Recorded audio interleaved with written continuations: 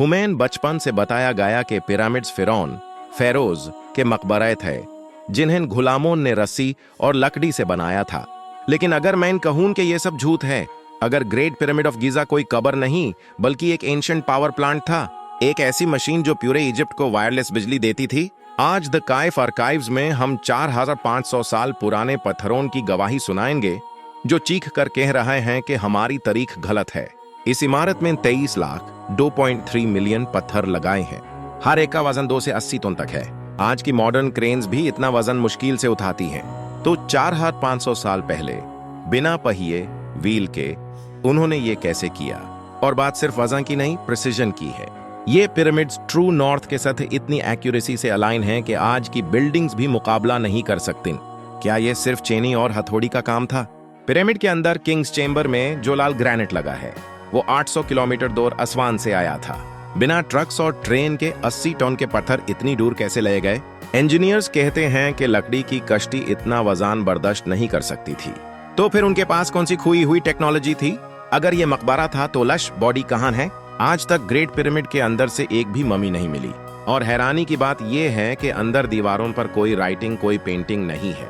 Egypt के बाकी मकबरे पेंटिंग से भरे होते थे, लेकिन ये पिरामिड अंदर से किसी मशीन की तरह बिल्कुल प्लेन है। क्यों? इंजीनियर्स ने जब इसके मटेरियल को स्टडी किया तो एक राज खुला।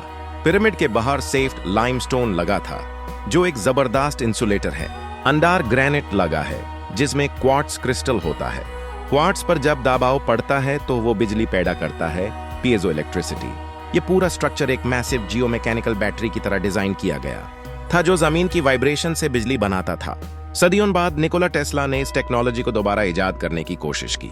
उनका वार्डनक्लिफ टावर का डिजाइन और प्रिंसिपल बिल्कुल ग्रेट पिरामिड जैसा था। दोनों जमीन की इलेक्ट्रोमैग्नेटिक एनर्जी को यूज करते थे।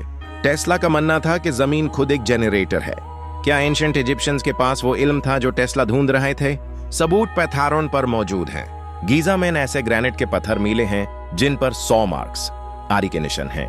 ग्रेनाइट को काटने के लिए आज हमें डायमंड कटर चाहिए होता है। वो कट्स बताते हैं कि आरी एक ही स्पीड और प्रेशर पर चल रही थी। यह हाथ का काम नहीं, किसी एडवांस मशीन का काम लगता है। यहां तक के इजिप्टोलॉजिस्ट्स भी मानते हैं कि ये ड्रिल मार्क्स किसी हाईटेक टूल का नतीजा है। तो फिर ये टेक्नोलॉजी कहां गई?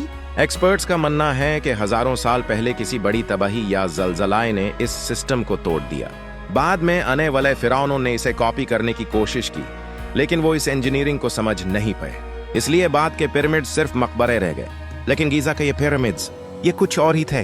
ग्रेट पिरामिड हमें याद दिलाता है कि शायद हमसे पहले भी कोई हमसे ज्यादा समझदार था। ये पत्थरों का ढेर नहीं, खोई हुई ताकत की निशानी है। आपका क्या ख्याल है? टोम या पावर प्लांट? कमेंट्स में बताएं। ऐसी ही और वीडियोस के लिए द कैफ आर्काइव्स को सब्सक्राइब करें। अल्लाह हाफिज।